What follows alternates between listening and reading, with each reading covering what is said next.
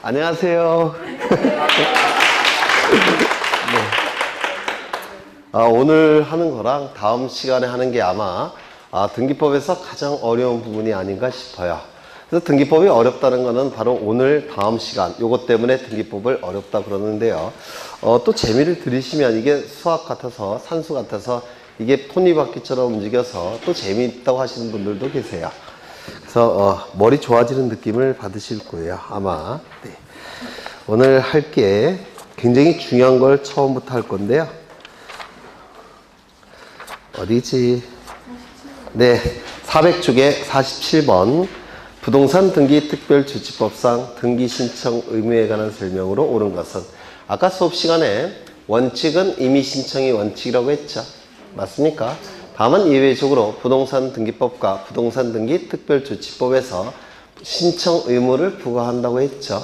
첫 번째, 부동산 등기법에서 표지예부 등기는 사유 발생일로부터 1월 이내에 1개월 이내에 신청할 의무가 있다고 했고요. 두 번째, 부동산 등기 특별조치법에서 소유권 보존 등기와 소유권 이전 등기의 경우에는 일정한 경우 60일 이내에 등기를 신청해야만 된다라고 했습니다. 기억나십니까? 그거를 지금 볼 겁니다. 이게 연속으로 출제가 3번이 됐던 건데 틀리라고 내는 문제였어요. 이거 출제가 됐을 때 너무 어려워서. 그래서 이걸 좀 보실 거예요. 부동산 등기 특별조치법상의 등기 신청 의무를 보실 건데요. 3가지가 있습니다. 먼저 소유권 보존 등기 신청 의무를 볼 건데요. 프린트에 다 제가 그림을 그려놨어요. 프린트에 몇 쪽에 있느냐면 27? 네, 27 있네요. 27쪽 소유권 보존 등기 신청 의무가 1번에 나와 있고요. 소유권 이전 등기 신청 의무 2가지가 나와 있습니다. 먼저 소유권 보존 등기 신청 의무부터 볼 텐데요. 등기를 신청할지 말지는 당사자의 뜻에 맡겨놨다고 그랬죠. 임의 신청이 원칙입니다. 임의 신청이. 그러니까 등기 신청하고 싶을 때 신청하는 것이고 신청하기 싫으면 안 해도 상관이 없어요. 그런데 나의 등기에 의해서 이해관계가 걸려있는 사람들이 있죠. 그럼 그 사람을 위해서 신청 의무를 부과할 수밖에 없습니다. 나만 관련되어 있다면 내가 등기 신청하고 싶을 때 신청하면 돼요. 근데 나 말고 다른 사람이 내 이름의 등기와 내 등기와 이해관계가 갈려있다면 그때는 그 사람을 위해서 등기 신청 의무를 부과할 수밖에 없습니다. 이거 이해가 되실까요? 네. 갑은 자신의 노력과 비용으로 건물을 신축합니다. 건물을 신축해서 건물이 완성이 됐습니다. 건물이 완성이 됐다면 이제 보존등기 신청이 가능합니다. 맞습니까? 보존등기 신청이 가능하니까 보존등기 신청해도 되고 안 해도 상관이 없습니다. 임의 신청이 원칙이니까. 맞습니까? 그런데 이해관계인이 나타날 수 있다는 겁니다. 갑이 을과 매매 계약을 체결합니다. 그러면 을 명의로 소유권 이전 등기가 이루어지면 을은 소유권을 취득하겠죠. 그런데 내 이름으로, 갑이 이름으로 먼저 등기가 돼야지만 을 명의로 이전 등기할 수 있죠. 그러면 을을 위해서 보존 등기 신청할지 말지를 갑의 자유의사에 맡겨놓을 수 없다는 겁니다. 을 때문에. 이거 이해가 되실까요? 그렇죠. 그러면 시간이 이렇게 흘러갑니다. 시간이 이렇게 흘러가는데 여기는 보존 등기 신청이 가능한 시점입니다. 그럼 이 시점에서는 아직 을이 나타나지 않았으니까 보존 등기 신청하고 싶으면 하는 것이고 안 해도 상관이 없어요. 그렇죠? 그런데 이 시점에 갑과 을이 매매 계약을 체결을 했더라는 겁니다. 그러면 이때에도 갑이 보존 등기 신청할지 말지를 갑이 자유의사에 맡겨놓을 수 있습니까? 없어요. 왜? 을 때문에. 이거 이해가 되신가요? 네. 그러면 이 시점에 갑과 을이 매매 계약을 체결했는데요. 이 시점부터는 이제 갑의 자유의사에 맡겨놓을 수가 없습니다. 그래서 60일 이내에 갑은 보존 등기를 신청해야만 되더라는 겁니다. 누구를 위해서? 을을 위해서. 이때는 보존 등기 신청 의무가 나타납니다. 어느 시점부터? 계약을 체결한 시점부터 60일 이내에 갑은 보존 등기 신청해야 합니다. 그러면 보존 등기 신청이 이루어졌다면 이제 보존 등기가 되겠죠. 그 이후에 을의 이름으로 무슨 등기가 되겠습니까? 이전 등기를 하면 될 겁니다. 이거 되셨을까요? 네. 두 번째. 갑은 건물을 짓고 있는 도중에 있습니다. 아직 건물은 완성되지 않았어요. 그러면 갑은 보존등기 신청할 수 있을까요? 없을까요? 건물이 완성돼야지만 등기가 가능하죠. 아직 건물이 완성되지 않은 상태니까 등기를 신청할 수 없을 겁니다. 맞습니까? 이 상태에서 갑은 을과 매매계약 체결할 수 있을까요? 없을까요? 있습니다. 사적 자치 원칙상 아직 건물이 완성되지 않아도 매매계약 체결이 가능합니다. 그리고 이전 등기까지 이루어진다면 이제 갑의 소유권은 을의 소유권으로 바뀌겠죠. 맞습니까? 그러면 을의 이름으로 이전 등기하기 위해서 먼저 갑의 이름으로 보존 등기해야 되는데 건물이 완성이 되지 않았으니까 아직 보존 등기 못한다고 했죠. 그래서 그 건물이 완성되지 않은 상태에서 매매계약을 먼저 체결했습니다. 그 다음에 건물이 완성이 됐다는 겁니다. 그 다음에. 그러면 이제 보존 등기 신청이 가능하겠습니까? 이제 보존 등기 신청이 가능할 겁니다. 위에까지 차이점은 뭐냐면 위에는 먼저 건물이 완성된 다음에 이 매매계약을 체결한 것이고 이 아래쪽은 건물이 완성되기 전에 매매계약을 체결했고 그 이후에 건물이 완성이 됐다는 겁니다. 그러면 시간이 이렇게 흘러갈 때 이 시점은 갑과 을 사이에 매매계약이 체결된 시점입니다. 그리고 나서 이제 건물이 완성이 됐다는 겁니다. 건물이 완성이 되면 이제 대장이 만들어지겠죠. 대장이 만들어지면 보존등기 신청이 이제 가능할 겁니다. 그럼 보존등기 신청이 가능하다고 해서 이때에도 보존등기 신청할지 말지를 갑의 의사에 맡겨놓을 수 있겠습니까? 없어요. 왜? 을이 나타났으니까. 맞습니까? 그러면 그 시점부터 60일 이내에 갑은 보존등기를 신청해야만 되더라는 겁니다. 요거예요. 네, 그래서 건물이 완성된 다음에 계약이 체결되었다면 계약 체결 시점부터 60일 이내. 그 다음에 계약이 체결된 이후에 완성이 됐다면 완성된 시점부터 60일 이내에 보존등기 신청할 의무가 부과가 되더라는 겁니다. 뭐 어려울까요? 어려운 건데. 네, 아주 어려운 거예요. 두 번째, 소유권 이전 등기를 보겠습니다. 소유권 이전 등기. 여기에 이러한 부동산이 존재합니다. 소유자는 갑이에요. 갑이 을과 매매계약을 체결합니다. 이 매매계약이 체결되면 갑은 소유권 이전 등기 의무가 발생할 테고 그리고 대금 지급 채권이 발생할 겁니다. 그리고 이 을은 소유권 이전 등기 청구권이 발생할 테고 대금 지급 채무가 발생합니다. 이때 이 의무와 이 채무는 어떠한 관계에 있습니까? 민법에서 네, 쌍무계약 맞습니다. 쌍무계약은 쌍방 당사자에게 채무가 발생하는 계약을 쌍무계약이라고 불러요. 쌍방 당사자에게 채무가 발생하는 계약을 쌍무계약이라고 부릅니다. 이 쌍무계약은 이 두 채무 사이에 대가 관계가 있어요. 대가적 의미가 있습니다. 그래서 이 두 개의 의무는 동시에 이행이 돼야 됩니다. 이게 민법에서 공부하실 거예요. 맞습니까? 그렇죠. 그러면 이 갑이 이 의무를 이행하는 것이 등기를 신청하는 것이죠. 그러면 요 을이 이 의무도 이행해야지만 요 갑이 등기 신청해 주겠죠. 맞습니까? 그렇죠. 그리고 갑이 의무를 이행할 때 요 대금을 지급하겠죠. 그렇죠. 그러면 이때 시간이 이렇게 흘러간다고 할 때 여기는 갑과 을 사이에 매매계약을 체결한 시점입니다. 그러면 을 명의로 소유권 이전 등기가 실행이 돼야 되는데 이 소유권 이전 등기는 언제 신청하러 가면 될까요? 갑과 을이. 힌트, 두 개의 채무는 대가 관계가 있습니다. 네? 돈을 안 받았는데 등기해 줄 수는 없죠. 돈을 받아야지만 등기해 줄 수 있는 것이죠.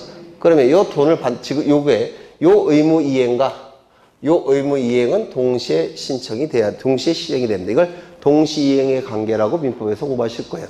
동의양. 그렇죠.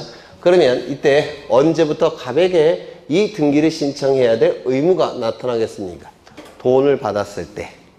돈을 받기 전에는 이 의무를 이행해 줄 필요는 없지 않습니까? 그래서 이 계약이 체결되었을 때 요 쌍무계약은 이게 반대급부죠. 반대급부의 이행이 완료된 시점. 그 시점부터 갑에게 등기 신청 의무가 발생을 하더라는 겁니다. 소유권 이전 등기 신청 의무가 발생하더라는 겁니다. 그래서 반대급부의 이행이 완료된 시점부터 60일 이내에 을의 이름으로 소유권 이전 등기를 신청해야만 된다는 겁니다. 요거 이해가 되실까요? 그렇죠. 돈을 받아야지만 등기를 해주는 거니까 돈을 다 받은 날로부터 60일 이내에 등기를 해줘야 되더라는 겁니다. 돈을 받기 전에는 등기 신청 의무가 나타날 수가 없어요. 그렇죠. 이거 되셨을까요? 네. 두 번째.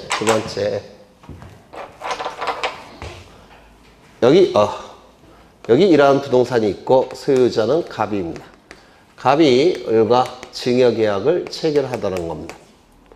그럼 이 증여계약이 체결되면 갑에게는 소유권 이전 등기 의무가 발생할 테고 을에게는 소유권 이전 등기 청구권이 발생을 할 겁니다.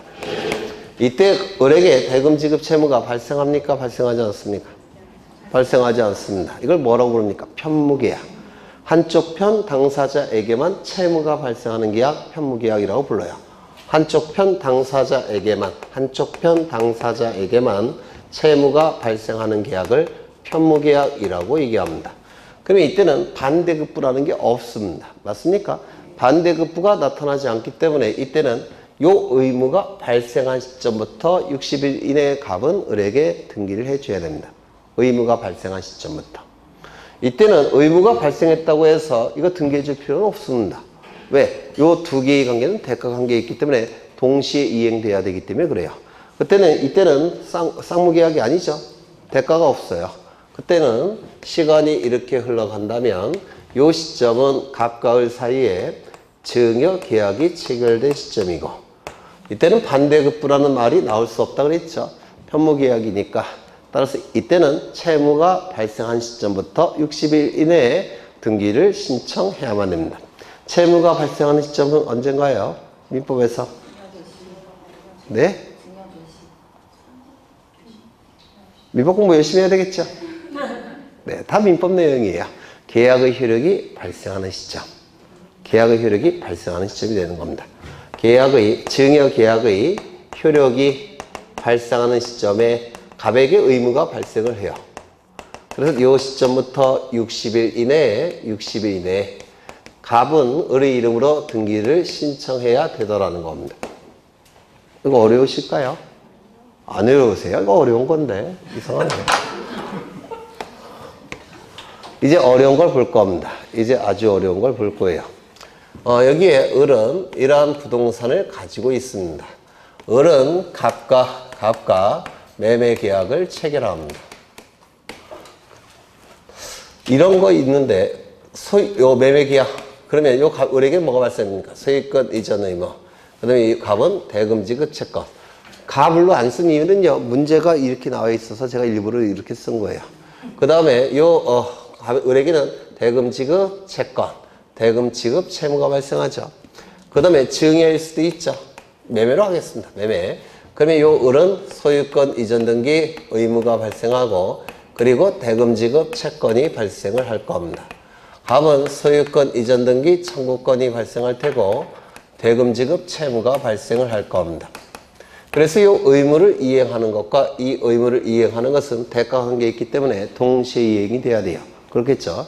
그리고 이 의무를 이행하게 되면 등기를 신청하는 것이고 을의 이름으로 갑의 이름으로 등기가 실행이 될 겁니다. 맞습니까? 등기가 실행이 되면 소유권이 을에서 갑으로 넘어가죠. 맞습니까? 이러한 계약을 뭐라고 부르냐면 소유권 이전 계약이라고 불러요. 소유권이 이전되는 계약. 그 다음에 증여계약도 등기가 이루어지면 증여계약에 의해서 소유권 이전 등기가 이루어지면 소유권이 넘어가죠. 이를 소유권 이전 계약이라고 불러요. 이때 갑이 병과 매매계약을 체결합니다. 매매계약이 체결되면 갑에게는 소유권 이전 등기 의무가 발생할 테고 대금 지급 채권이 발생을 할 겁니다. 을은 소유권 이전 등기 청구권이 발생할 테고 대금 지급 채무가 발생을 할 겁니다. 이때 이 의무는 누구에 대한 의무일까요? 이 의무는 갑. 이 권리는요? 갑. 요거는요? 을. 요것도 을. 그러면 이 의무는 누구에 대한 의무일까요? 병. 요거는 병. 그 다음에 요거는요? 갑. 그 다음에 갑. 맞습니까? 이를 소유권 이전 계약이라고 불러요. 의무를 이행하게 되면 소유권이 넘어가는 겁니다. 맞습니까? 그런데 이런 경우가 있어요. 뭐가 있냐면 계약에 당사자의 지위를 이전시키는 계약이라는 게 있습니다. 당사자의 지위가 이전되는 계약. 이건 소유권 이전 계약과 의미가 달라요. 소유권 이전 계약은 소유권이 넘어가는 거죠. 당사자의 지위 이전 계약은 내 지위가 넘어가는 겁니다. 소유권이 넘어가는 게 아니에요. 그러면 만약에 지위 이전 계약을 체결하면 지금 요 을은 매도인이 될 테고 얘는 매수인이 되죠. 그러면 요 매수인의 지위가 넘어가는 겁니다. 요게 지위 이전 계약이라는 거예요. 그 매수인이 지위가 이전되면 요 지위가 이쪽으로 넘어가는 겁니다. 여기 지위 이전 계약이라고 불러요. 그러면 요 병에게는 소유권 이전 등기 청구권이 발생하죠. 누구에 대한 청구권일까요? 을. 지위가 고스란히 넘어가는 겁니다. 그 다음에 여기 대금 채무, 이것도 여기 넘어가겠죠. 대금 지급 채무가 넘어갈 텐데 누구에 대한 채무입니까? 을. 이렇게 달라집니다. 소유권 이전 계약과 지위 이전 계약은 이렇게 달라져요. 다른 거 느끼십니까? 당사자의 지위가 달라진다는 겁니다. 여기 지위 이전 계약이라고 불러요.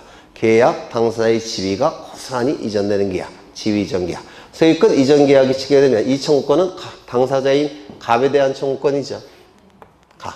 근데 이 지위 이전 계약을 체결하면 이 청구권은 갑에 대한 청구권이 아니라 누구에 대한 청구권입니까? 을에 대한 청구권이에요. 이것도 을에 대한 청구권입니다. 그러면 지위 이전 계약과 소유권 이전 계약의 차이를 느끼실 수 있습니까? 느낄 수 있어요? 네. 그러면 다 해결된 거예요. 시간이 이렇게 흘러갑니다. 시간이 이렇게 흘러가고 이 시점은 을의 부동산에 대해서 갑이 소유권 이전 계약을 체결했습니다. 소유권 이전 계약 대표적인 게 두 가지인데요. 매매 계약과 증여 계약이 있습니다. 그래서 이 시점에 을은 소유권 이전 등기 의무, 대금 채권, 갑은 소유권 이전 등기 청구권, 대금 채무가 발생을 할 겁니다. 맞습니까? 그런데 이 시점에 이 매매 계약이 체결했을 때는 을에게 소유권 이전 등기 의무가 언제 발생합니까?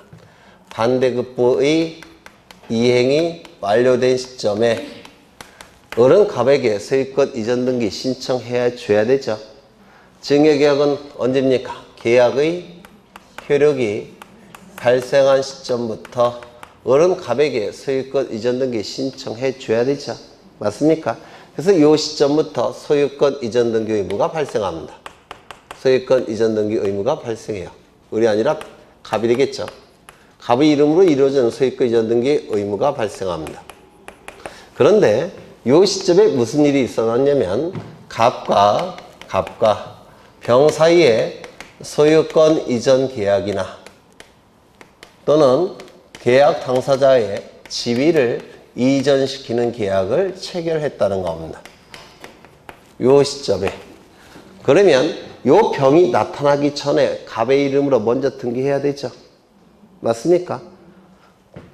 병이 나타나기 전에 갑의 이름으로 등기를 한 다음에 병의 이름으로 등기해 줘야 되지 않겠습니까? 그래서 이 전까지는 갑의 이름으로 소유권 이전 등기가 이루어져야 됩니다.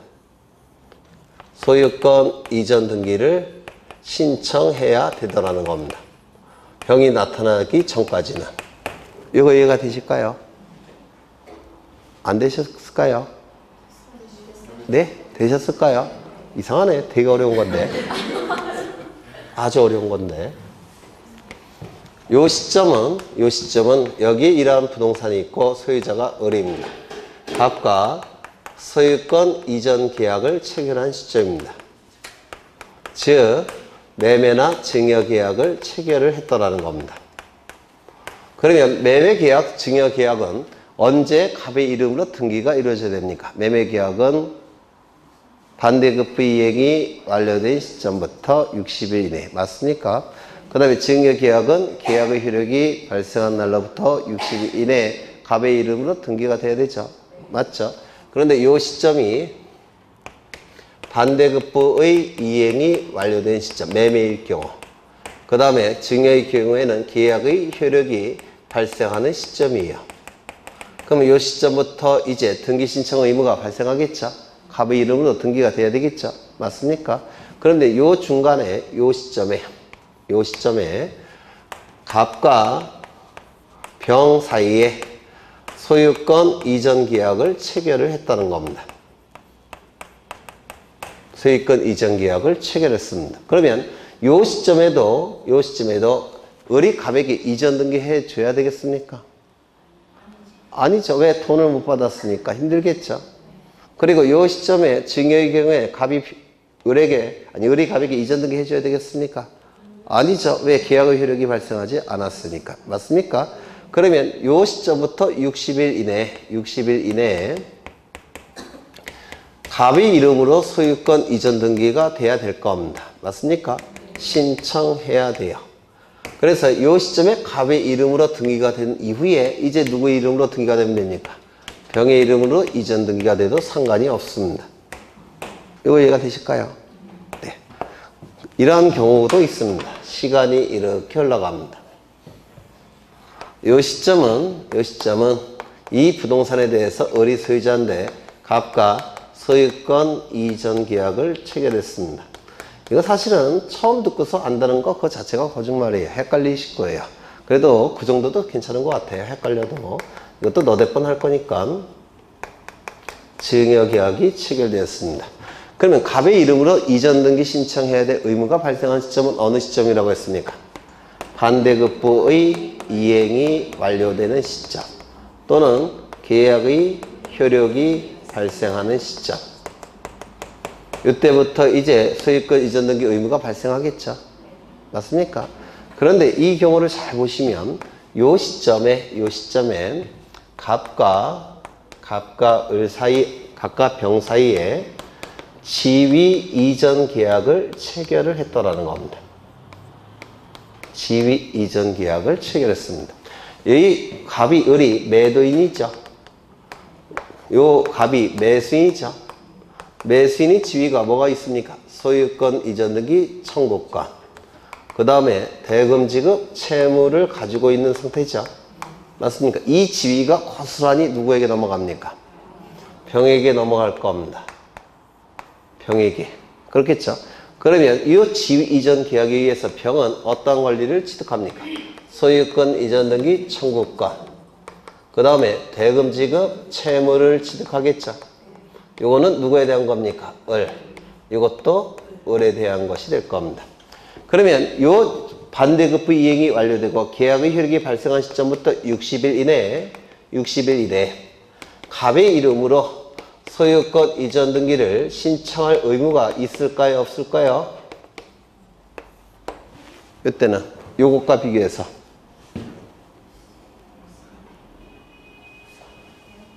지금 요 갑의 지위가 고스란히 병에게 이전됐으니까 갑은 이제 계약관계로부터 빠져나간 겁니다. 그렇죠? 갑은 이제 그냥 일반인이 된 거예요. 법률관계 전혀 없는 사람이에요. 왜? 병에게 다 이전했으니까. 그러면 을이 갑에게 이전 등기를 해줘야 할 의무가 나타날까요? 안 나타날까요? 안 나타납니다. 이때는 이런 게 필요가 없다는 겁니다. 언제? 지위 이전 계약을 체결했을 때는.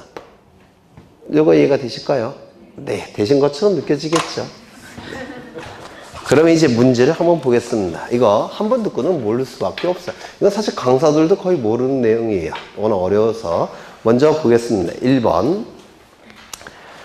부동산 등기 특별조치법상 등기 신청 의무에 관한 설명으로 옳은 것은 1번. 을의 토지에 대하여 부담 없는 증여 계약을 체결한 갑은 그 토지를 인도받은 날로부터 60일 이내 등기 신청을 해야 된다. 증여 계약 이거죠. 편무 계약. 이때는 언제부터 60일 이내 소유권 이전 등기 신청해야만 됩니까? 계약의 효력이 발생한 날. 어디가 틀렸을까요? 인도받은 날. 여기가 틀린 겁니다. 그렇겠죠. 2번. 을의 토지에 대하여 매매 계약을 체결한 갑이 잔급 지급 전에 병에게 매도하려면 이거겠네요. 3번 이거. 그렇죠? 이거 아닙니까? 잔급 지급이 반대급부 이행이 완료된 시점이에요. 잔금 지급 전에 갑이 병에게 매도한다고 돼 있죠.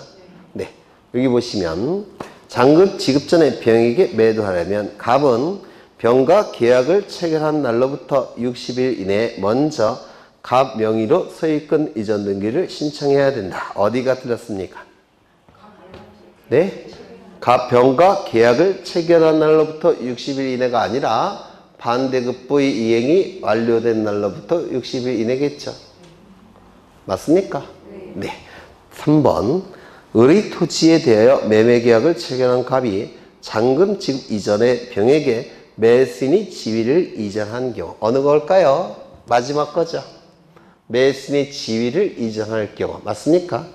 매수인의 지위를 이전할 경우 갑은 먼저 갑 명의로 이전 등기를 신청해야 된다. 갑의 이름으로 등기 신청할 필요가 있습니까? 없어요. 지위 자체가 고스란히 누구 이름으로 넘어갑니까? 병으로. 따라서 병의 이름으로 등기돼야 되겠죠. 네. 그 다음에 4번 갑이 자기 소유 건물을 보존 등기할 수 있음에도 불구하고 등기하지 않은 채 을과 매매 계약을 체결했다면 먼저 보존 등기 신청이 가능하고 을과 매매 계약을 체결했죠. 어느 겁니까? 이거 아닙니까? 이거죠. 네. 그러면 어느 시점부터 60일 이내에 등기 신청해야 될까요? 네. 계약을 체결한 날로부터 60일 이내에 보존 등기 신청해야 되죠. 어디가 틀렸습니까? 보존 등기를 할 수 있었던 날부터. 이게 틀린 부분이에요. 5번 을의 토지에 대하여 매매 계약을 체결한 갑이 잔금을 지급한 이후에 병에게 토지를 매도하려면 맨 꼭대기죠. 이겁니다. 이거. 네. 그 토지를 매도하려면 먼저 갑 명의로 소유권 이전 등기를 한 후 병과 계약을 체결해야 된다. 맞죠? 갑의 이름으로 소유권 이전 등기를 한 후 병과 계약을 체결해야 됩니다. 장난 아니죠? 네. 이거 한 10번 정도 그려보셔야 될 거예요. 부동산 등기 특별조치법의 가장 어려운 내용을 다 보신 겁니다. 요게. 네. 그리고 옆에 똑같은 문제가 있어요. 네, 이건 틀리라고 냈던 문제예요. 사실은 넘어가겠습니다. 어디를 보실 거냐면 51쪽. 이제 좀 쉬운 건 좀 보죠. 쉬운 거 51쪽. 유증으로 인한 소유권 이전 등기에 관한 설명으로 틀린 것은 이라고 되어 있는데요. 이것 좀 보겠습니다. 이거 지워도 될까요? 네. 지우기도 아까워요. 이 유증으로 인한 소유권 이전 등기도 출제가 자주 되는 부분인데요. 여기 이러한 부동산이 있습니다. 소유자는 갑이에요.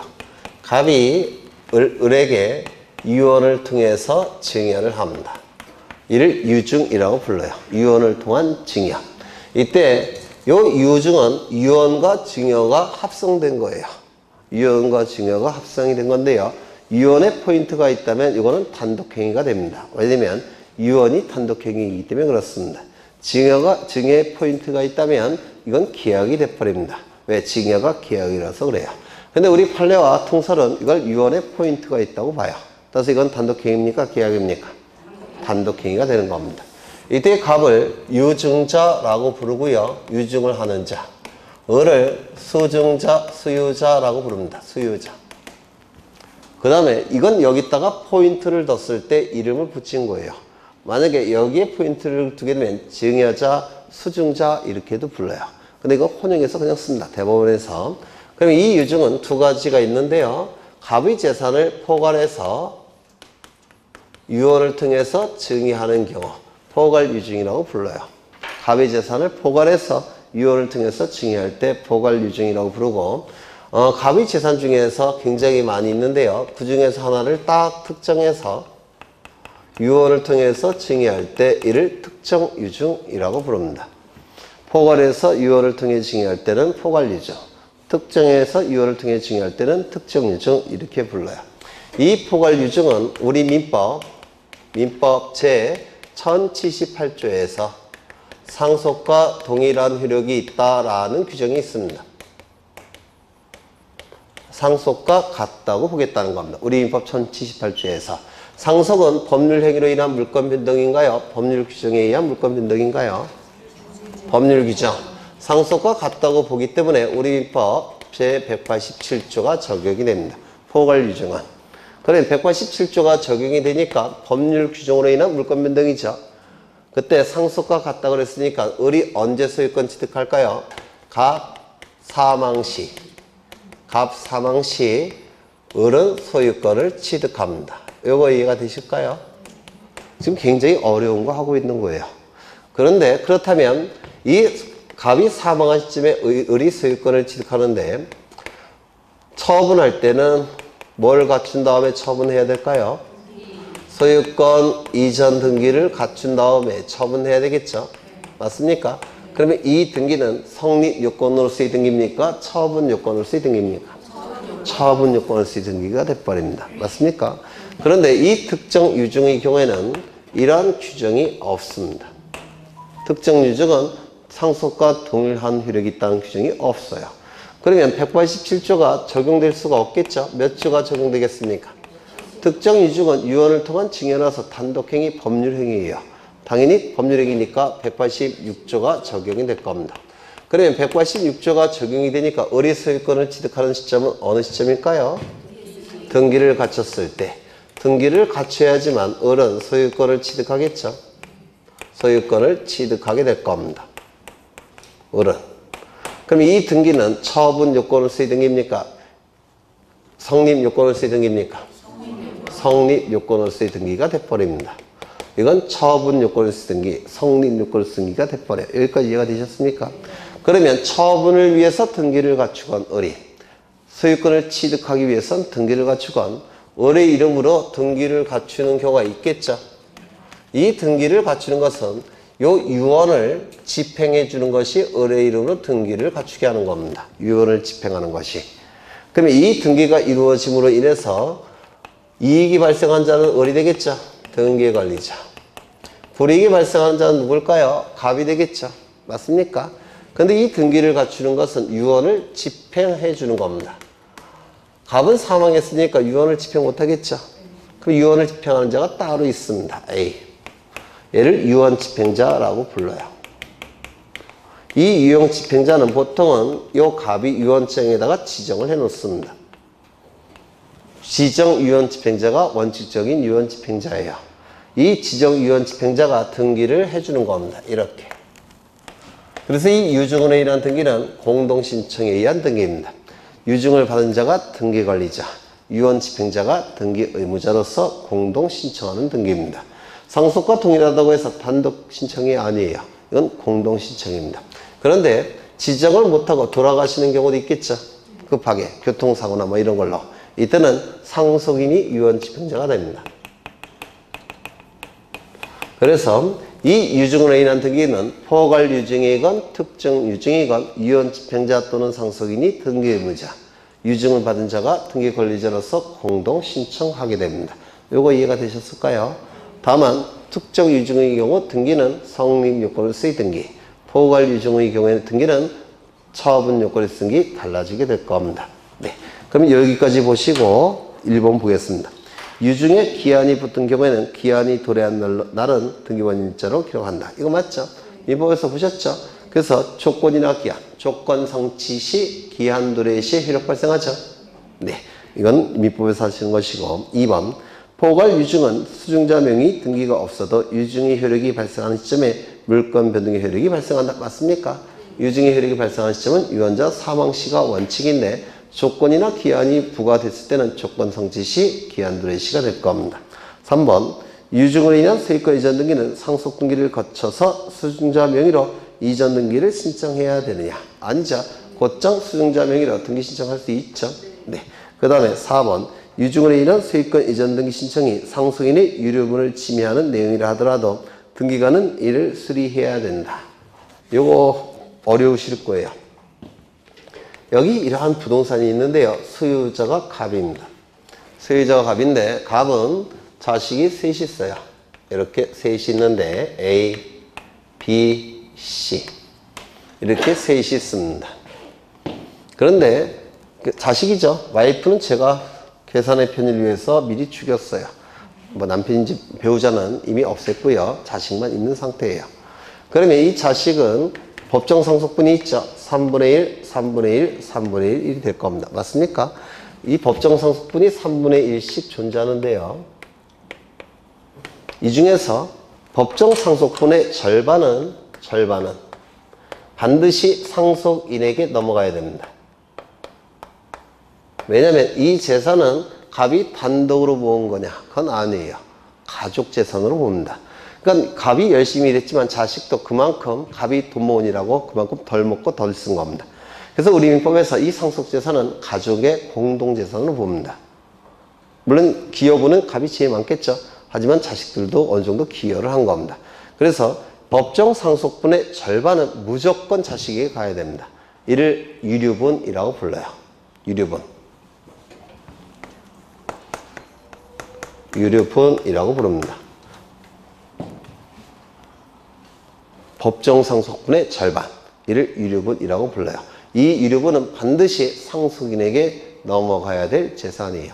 그런데 갑의 시각에 봤을 때 여기 다 자식인데요. 깨물어서 안 아픈 자식은 없죠. 맞습니까? 키워보시니까 아시죠? 네. 깨물어서 안 아픈 자식은 없는데요. 아픔의 강도는 다 다르죠. 이게 현실 아니겠습니까? 아픔의 강도는 다 다르죠. 그래서 갑의 시각에서는 이 씨가 제일 이뻐요. 제일 이쁜 바람에 이 갑은 씨에게 유언을 통해서 전 재산을 증여합니다. 유언을 통해서 전 재산을 증여하게 돼요. 그러면 이유중에 의해서 이제 이 씨의 이름으로 소유권 이전 등기가 돼야 되겠죠. 맞습니까? 그러면 이 소유권 이전 등기 지금 전 재산이 씨에게 넘어갔으니까 이 아파트가 전 재산인데 씨에게 넘어갔으니까 이 A, B, C는 6분의 1씩 취득할 수 있습니까? 없습니까? 네? 유언을 통해서 이 아파트 유일한 전 재산인 아파트를 저 C에게 넘겼어요. 그럼 이제 C가 소유권 이전 등기 갖추겠죠? 유언 집행자와 또는 C가 공동시청을 통해서 이등기 하지 않겠습니까? 여기까지 되셨나요? 그러면 C의 단독 소유로 등기가 되면 A와 B의 유류분은 어떻게 될까요? 6분의 1씩 침해되는 겁니다. 맞습니까? 그렇지 않을까요? 6분의 1은 반드시 A, B에게 넘어가야 돼요. 그게 유류분입니다. 근데 유일한 전 재산을 C에게 유언을 통해서 증여를 해버리면 6분의 1도 다 날아가죠. 따라서 이 등기는 유류분을 침해한 등기입니다. 여기가 되셨을까요? 그럼 이 유류분을 침해하는 등기를 신청할 때 등기관은 이 등기를 실행해 줄까요? 실행해 주지 않을까요? 네? 실행해 줘야 되니까 등기관은 유류분을 침해하는 등기죠. 이 등기 실행될까요? 안 될까요? 안 해줘요. 힌트, 아까 오전에 말씀드린 건데 등기관은 권리 의무를 판단할 권한과 자격이 없습니다. 유류분권을 판단할 권리와 의무가 자격이 없어요. 따라서 유류분을 침해하는 등기라도 등기관은 등기를 실행해 줍니다. 그래서 이 등기는 실행이 됩니다. 다만 열받은 A와 B는 가만히 안 있겠죠. 유류분권에 근거해서 반환을 청구하는 겁니다. 이렇게 나중에 반환을 청구할 수 있어요. 다만 이 등기는 실행이 됩니다. 등기관은 유류분권이 침해되었음을 판단할 수가 없기 때문에 그래요. 권리 의무를 판단할 수 있는 권한은 우리나라에서 누구밖에 없습니까? 법관. 법관만 할 수 있는 거예요. 이 등기는 실행이 됩니다. 나만 나중에 뺏길 겁니다. 그럼 지문을 다시 보시면 유류증으로 인한 소유권 이전 등기 신청이 상속인의 유류분을 침해하는 내용이라 하더라도 등기관은 이를 수리해야 됩니다. 그래서 등기가 실행이 됩니다. 다만 나중에 돌려줘야 됩니다. 되셨을까요? 네. 그 다음에 5번 미등기 부동산이 특정 유증된 경우 유언 집행자는 상속인 명의로 보존 등기를 거쳐 유증으로 인한 소유권 이전 등기를 실행해야 된다. 이거 맞았습니까? 틀렸습니까? 소유권 보존 등기 신청할 수 있는 자 중에서 넷이 있었죠. 소유권 보존 등기 신청할 수 있는 자 넷이 있는데요. 첫 번째 대장에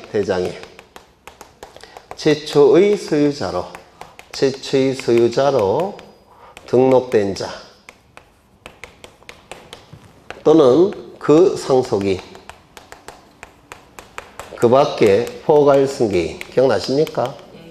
두 번째는 뭐가 있었습니까? 넷이 있었죠. 두 번째는 누가 있었죠? 확정 판결에 의해서 소유권을 증명하는 자 맞습니까? 확정 판결에 의해서 소유권을 증명하는 자. 세 번째는 누가 있었죠? 수용에 의해서 소유권 취득을 증명하는 자. 네 번째는요. 특별자치도지사, 시장군수, 구청장의 다시요. 특별자치도지사, 시장군수, 자치구청장이 확인에 의해서 소유권을 증명하는 자. 이 넷은 보존등기 신청할 수가 있는데 여기 1번부터 3번까지는 토지, 건물 둘 다 보존등기 신청할 수 있지만 요 네 번째는 토지는 안 되고 건물만 보존등기 신청할 수 있다고 했는데 혹시 기억나십니까?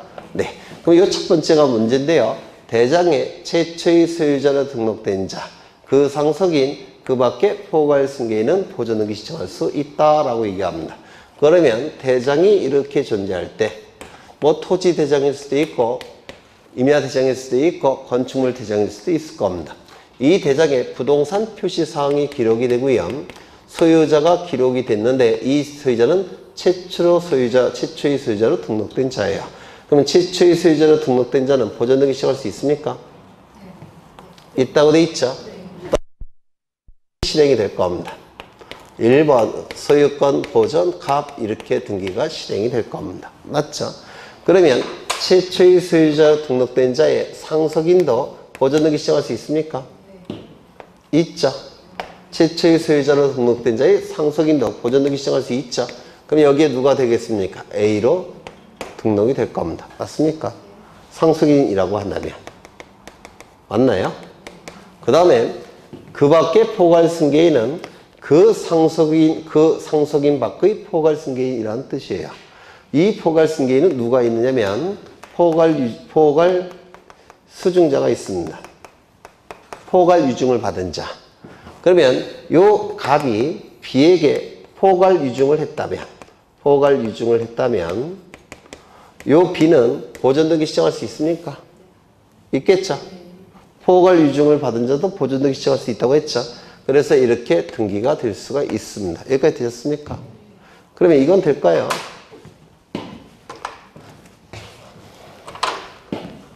소유권 최초의 소유자로 등록된 자로부터 소유권 이전 등록을 받은 자는 보존등기 시청할 수 있습니까? 네. 여기 분명히 최초의 소유자로 등록된 자만 보존등기 시청할 수 있다고 했죠. 그러면 이전 등록을 받은 자는 보존등기 시청할 수 있습니까? 없습니다. 따라서 이렇게 등기할 수 있을까요? 없을까요? 없습니다. 이때는 어떻게 해야 되냐면 갑의 이름으로 보존등기 한 다음에 소유권 이전 등기를 이렇게 등기를 해야 됩니다. 이거 되셨을까요? 그러면 소유권 이전 등록을 받은 자로부터 상속받은 자는 보존등기 시작할 수 있을까요? 없을까요? 네? 그렇죠. 최초의 소유자로 등록된 자의 상속인은 보존등기 시작할 수 있지만 이전 등록받은 자의 상속인은 보존등기 시작할 수가 없습니다. 맞습니까? 그럼 이전 등록을 받은 자의 포괄 유증을 받은 자는 보존등기 시작할 수 있을까요? 없을까요? 이것도 안 됩니다. 맞습니까? 그러면 최초의 소유자로부터 특정 유증을 받은 자는 보존등기 신청할 수 있을까요? 없을까요? 없습니다. 왜요? 포괄승계인이 아니니까. 그렇죠? 그러면 특정 유증을 받은 자는 보존등기 신청할 수 없으니까 어쩔 수 없이 누구 이름으로 등기해야 됩니까? 상속인 이름으로 등기한 다음에 그 다음에 유증을 받은 자 명의로 이전 등기를 해야 됩니다. 상속을 받은 자는 보존등기 신청할 수 있다고 했죠? 특정 유증을 받은 자는 보존등기 신청할 수 없다고 했죠? 그래서 상속인 이름으로 보존등기 한 다음에 특정 유증을 받은 자 명의로 이전 등기 하는 겁니다. 이거 되셨을까요? 네. 나중에 보존등기 할 때 다시 보실 겁니다. 그래서 다시 읽어보죠. 미등기 부동산이 특정 유증된 경우 유언집행자는 상속인 명의로 보존등기를 거친 다음에 유증으로 인한 소유권 이전 등기를 신청해야 되나? 맞습니까? 맞는 지문입니다. 좀 어렵죠? 넘기겠습니다. 이제 53번을 보겠습니다. 53번.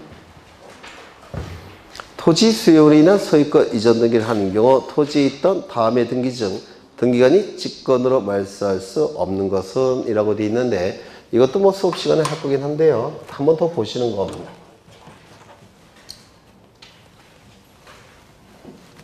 이런 것들은 뭐 쉬운 거죠. 민법 지식이 있으면. 갑은 이러한 부동산을 소유합니다. 그런데 을이라는 사업 시행자가 이 사업은 공공사업을 얘기해요. 공공사업 시행자라고 얘기합니다. 옛날 법률에서는 기업자라는 용어를 많이 썼는데요. 그걸 풀어서 지금은 사업시행자라는 용어가 쓰여요. 기업자, 사업시행자 같은 뜻이에요. 사업을 시작하는 자 똑같은 뜻입니다. 이 사업시행자가 개인의 이 부동산을 공익적 목적을 달성하기 위해서 강제로 뺏는가, 이를 수용이라고 부릅니다. 사업시행자가 공익적 목적을 달성하기 위해서 개인의 부동산을 강제로 취득하는 것, 이를 수용이라고 불러요. 이때 취득의 방법은 두 가지가 있는데요. 승계취득과 원시취득 두 가지가 있습니다. 민법에서 하셨을 텐데 승계취득은 무슨 뜻인가요? 이을승자의 이을계자입니다. 따라서 전에 관리자로부터 이어받아서 취득하는 것을 승계취득이라고 불러요. 이때 여기에 이러한 부동산이 있고요. 소유자가 A인데 이 A가 B에게 저당권을 설정해 줍니다. 그래서 이 B는 저당권을 가지고 있는 상태예요. 그럼 A가 가지고 있는 소유권은 저당권에 의해서 제한을 받는 소유권이죠. 이때 A가 B와 매매 계약을 체결합니다. 그리고 소유권 이전 등기까지 이루어지면 A의 소유권이 B의 소유권으로 넘어가겠죠. 맞습니까?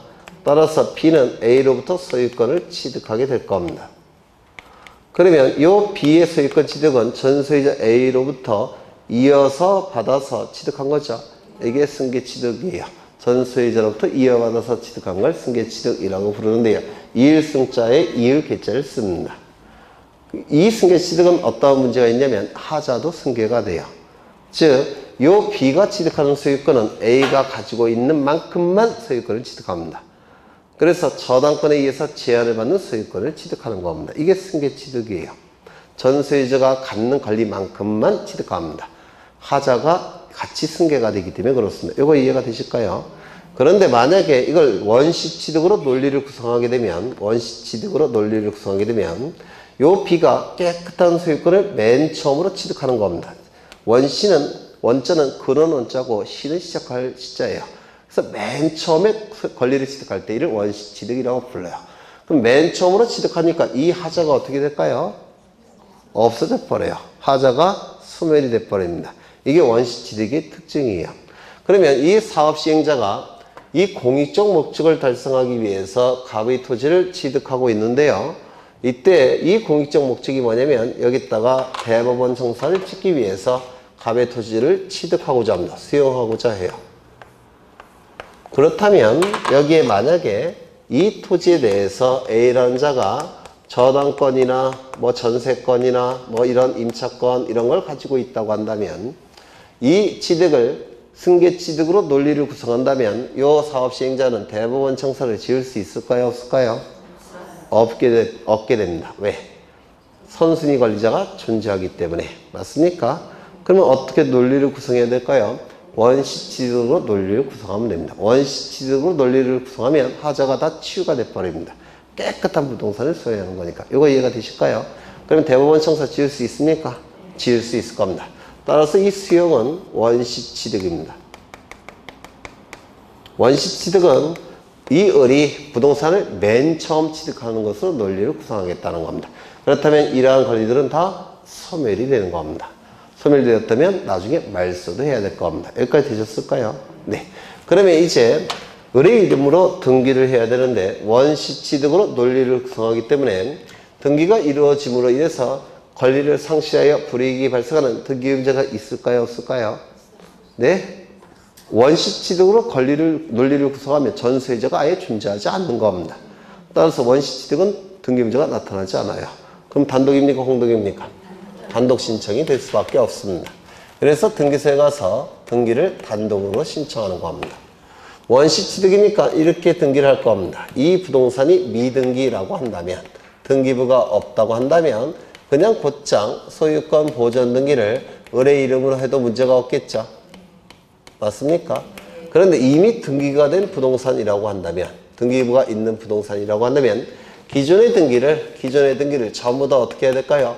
말소시켜야 됩니다. 맞습니까? 모든 등기를 다 말소시켜야 됩니다. 원시취득이니까 맨 처음으로 취득해야 되는 걸 봐야 되니까 기존의 등기를 다 말소한 다음에 등기부를 폐쇄해야 됩니다. 원시 취득으로 논리를 구성해야 되니까. 등기부가 폐쇄가 된 다음에 새롭게 무슨 등기 신청해야 될까요?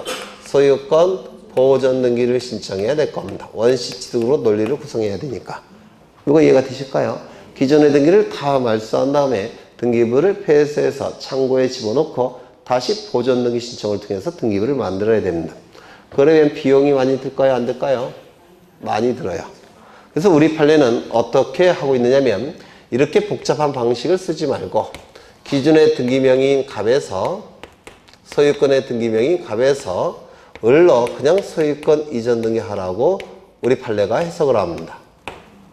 그래서 등기부를 폐쇄하는 대신에 그냥 기존의 소유권의 등기명인 살려놓고 그냥 이전 등기 형식을 하라고 규정하고 있습니다. 해석합니다. 우리 판례가. 다만 을구에 있는 건 다 어떻게 해야 될까요? 말소시켜야 됩니다. 왜? 원시취득으로 봐야 되니까. 이거 이해가 되십니까? 되실까요? 네. 그러면 소유권 이전 등기건 소유권 보존 등기건 무조건 단독 신청이에요. 원시취득이니까. 다만 미등기 부동산일 때는 보존 등기하면 되고요. 이미 등기된 부동산이라고 한다면 을구는 다 직권으로 말소하고 갑구에는 소유권의 등기명의는 살려놓습니다. 거기서부터 이전 등기 형식을 취하게 됩니다. 이거 되셨을까요? 네. 그러면 시간이 이렇게 흘러갑니다. 요 시점은 수용기일이에요. 수용한 날. 수용의 경우 소유권을 취득하는 시점은 어느 시점입니까? 수용한 날. 수용기일 날 사업시행자는 소유권을 취득하죠. 그러면 요 시점부터 누가 소유자입니까? 을이 소유권자가 되겠죠. 맞습니까? 을이 소유권을 취득했을 겁니다. 그리고 그 이후에 무슨 등기할까요? 수용으로 인한 소유권 이전 등기를 할 겁니다. 그러면 이 187조의 규정이 적용이 되니까 수용 기일부터 을이 소유권자예요. 맞습니까? 등기를 갖췄을 때 을이 소유권자가 아니라 수용 기일날 을이 소유권자라고 했죠. 그렇죠. 근데 문제는 등기 명의는 누구 명의로 되어 있습니까? 요때 을의 명의로 이전 등기가 되는 거니까 요때에도 여전히 누구 명의로 등기가 되어 있어요. 갑의 명의로 소유권에 관한 등기가 되어 있겠죠.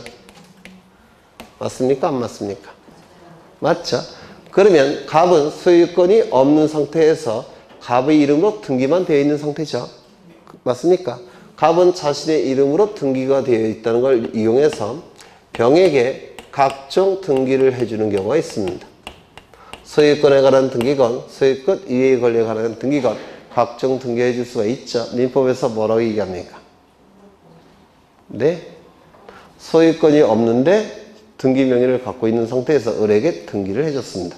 이 등기는 소유권에 관한 등기일 수도 있고 소유권 이외의 권리에 관한 등기일 수도 있습니다.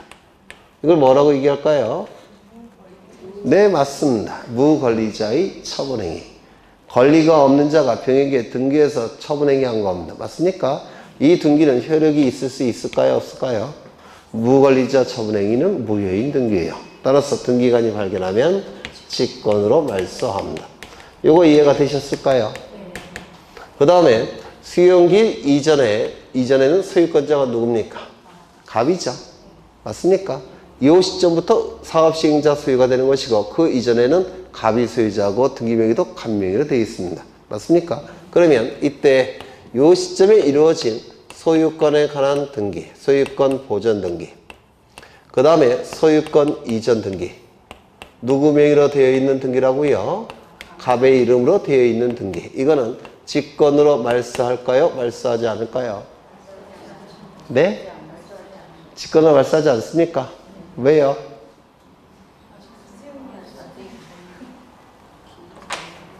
여기서 을의 이름으로 무슨 등기한다고 했습니까? 소유권 이전 등기한다고 했죠. 그러면 이걸 말소하면 이거 이전 등기할 수 있습니까? 없겠죠. 그래서 갑의 이름의 등기는 살려놔야 된다고 했죠. 따라서 이 갑명의의 소유권 보전이나 이전 등기는 직권 말소합니까? 안 합니까? 직권 말소할 수가 없습니다. 직권을 말소해버리면 이전 등기 형태를 취할 수가 없어요. 이거 이해가 되실까요? 두 번째, 그러면 소유권 이외의 등기는 즉 을구에 이루어져 있는 소유권 이외의 등기는 원칙이 직권으로 말소할까요? 말소하지 않을까요? 네? 막 머리 굴려보세요.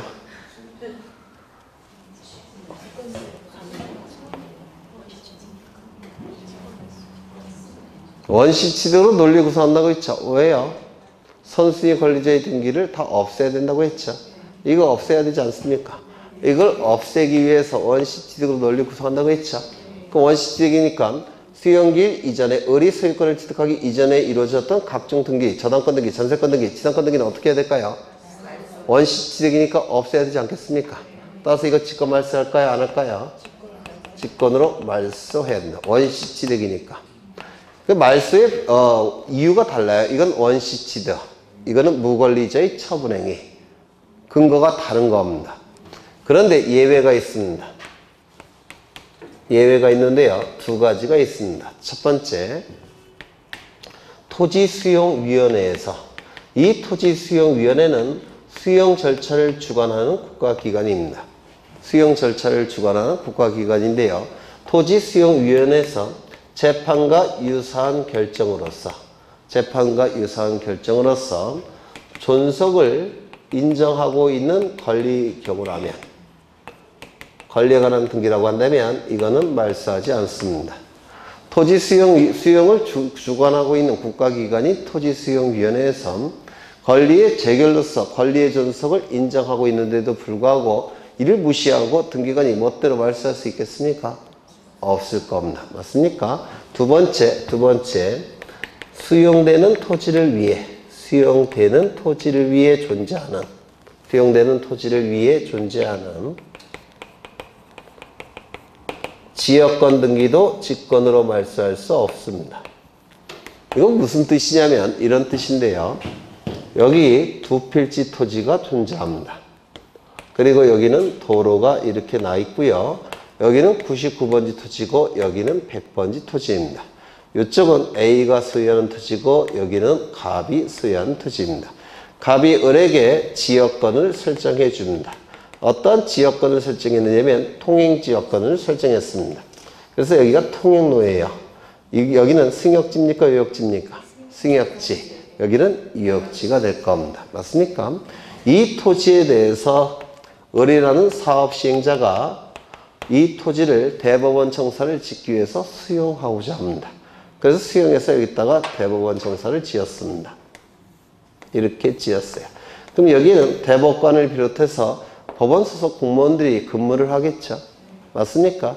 이때 이 토지가 수용됐다고 해서 이걸 소멸시켜 버리면 여기 대법관과 직원들은 헬리콥터 타고 나가야 되겠죠. 맞습니까?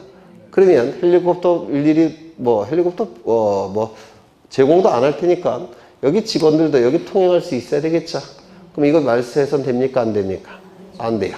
수용되는 토지를 위해 존재하는 지역권 등기, 수용되는 토지를 위해 존재하는 지역권 등기도 말소할 수가 없습니다. 이거 이해가 되실까요? 네. 하나 더. 요 시점에 갑이 사망합니다. 그러면 갑 사망 시점부터 이 부동산은 누구 소유일까요? 상속인 소유입니다. 맞습니까? 상속인 소유로 넘어갑니다. 그러면 이 수용 절차는 누구에 대해서 진행시켜야 됩니까? 이제 갑은 돌아가셨으니까 이렇게 진행시켜야 되겠죠. 수용 보상금도 상속인에게 지급해야 되고 수용 절차는 상속인을 소유자로 전제로 해서 수용 절차가 진행이 될 겁니다. 맞습니까?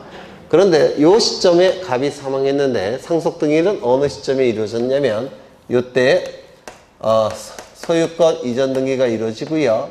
등기 원인은 갑 사망, 상속 등기입니다.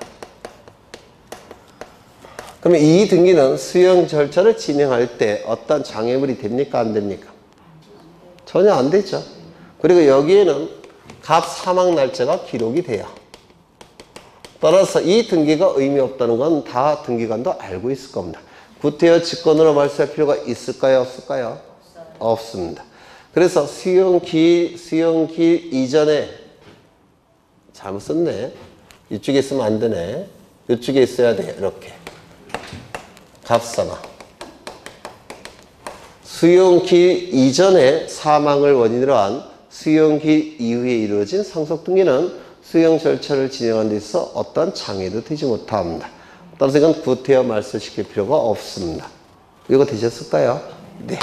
하나 더. 수용 절차가 실효가 됐습니다. 이 절차가 실효가 됐어요. 그러면 수용 절차가 실효가 됐다면 이제 이 소유권은 다시 원소유자에게 복귀가 돼야 되죠. 그럼 원소유자에게 복귀가 되는데 그렇다면 이 이전 등기는 어떻게 돼야 될까요? 말소돼야 되겠죠. 이 등기가 말소됨으로 인해서 불이익이 발생한 자는 누굽니까? 등기권자. 이익이 발생한 자는 누구겠습니까? 등기권리자. 그래서 이 수용으로 인한 소유권 이전 등기의 말소 등기는 공동신청입니다. 수용으로 인한 소유권 이전 등기는 원시취득이라 단독신청. 수용 절차의 실효로 인한 소유권 이전 등기의 말소 등기는 공동신청. 이게 특이해서 자꾸 출제를 합니다. 네. 왜냐하면 등기부만 놓고 판단하기 때문에 그렇습니다. 이게 그러면 문제를 보겠습니다. 토지 수용으로 인한 소유권 이전 등기를 하는 경우 그 토지에 있던 다음의 등기 중 등기관이 직권으로 말소할 수 없는 것은 수용 개시일은 언제입니까? 2013년 4월 1일 2013년 2월 1일 상속을 원인으로 2013년 5월 1일에 한 소유권 이전 등기. 이거 직권 말소합니까? 안 한다고 했죠? 네, 이거 아닙니까? 이거 저 노란색. 그렇죠. 2번 2013년 2월 7일 매매를 원인으로 한 2013년 5월 7일에 한 소유권 이전 등기. 2013년 5월 7일에 한 소유권 이전 등기. 이거 아닙니까? 어디 갔어? 이거 맞죠? 무권리자의 처분행위로 봐서 다 어떻게 해야 된다고요? 직권 말소. 그렇죠. 3번 2013년 1월 2일 설정 계약을 원인으로 한 2013년 1월 8일에 한 근저당권 설정 등기. 이거죠. 어디 갔나? 이거 원시취득으로 논리를 구성해서 무조건 다 말소시킨다고 했죠. 네. 4번 2013년 2월 5일 설정 계약을 원인으로 한 2013년 2월 8일에 한 전세권 등기. 이거 어떻습니까? 원시취득으로 원시취득으로 구성해서 직권 말소한다고 했죠. 5번 2013년 5월 8일 매매 계약을 원인으로 한 2013년 5월 9일에 한 소유권 이전 청구권 가등기. 전부 다 뭐로 본다고 했죠? 무권리자의 처분행위니까 다 말소한다고 했죠. 만만치 않죠. 네, 이것도 틀리라고 냈던 문제예요. 아주 상급에 있는 문제입니다. 이런 문제를 자꾸 출제해요. 이 나쁜 교수놈들이. 그 정도 보시고요. 406쪽을 보십니다. 406쪽. 공유관계의 등기에 관한 설명으로 틀린 것은 이건 좀 쉬었다 하죠. 네, 쉬었다 하겠습니다.